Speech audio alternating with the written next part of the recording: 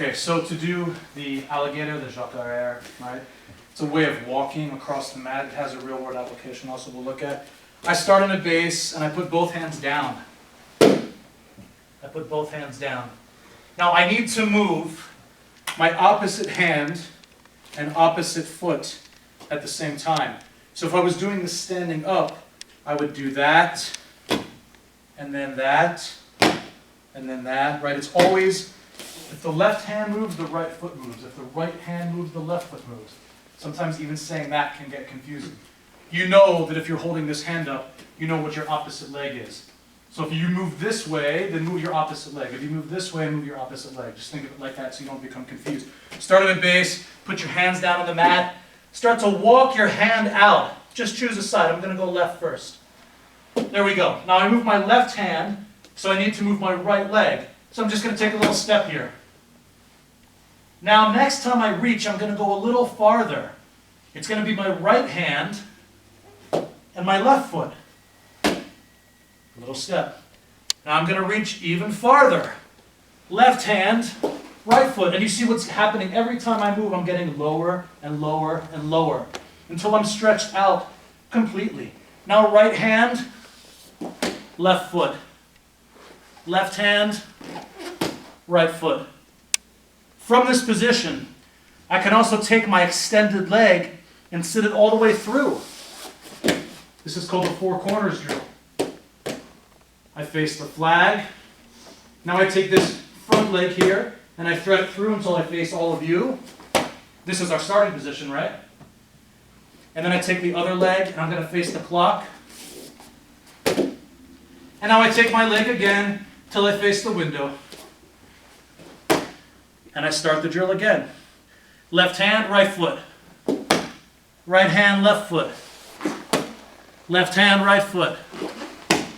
Right hand, left foot. Opposite all the time. I can go backwards. If I move this hand back, I need to move this foot back. So from here, when I take the step back, that's all. All right, makes sense? Real world application from the side mount. If Pirat is lying underneath me,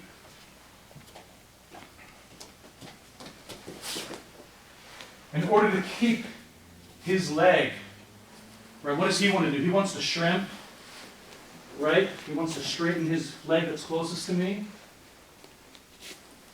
all the way, and then he shrimps that leg, and then he pulls his knee in between us, right?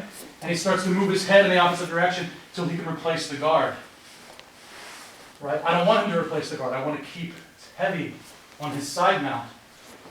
So, perhaps I'm like this, and I have my knee in close. So look, it's opposite knee and hand. There it is, right? And when he starts to move away from me, if I don't change, he's going to escape. So let's move back one step. So look, I walk forward. Alligator, how? This hand and my left leg. And I can sit through and block his knee. Right, so that's how I change. Perhaps I'm like this, and the knee's blocking him, and then I just switch. Something like that.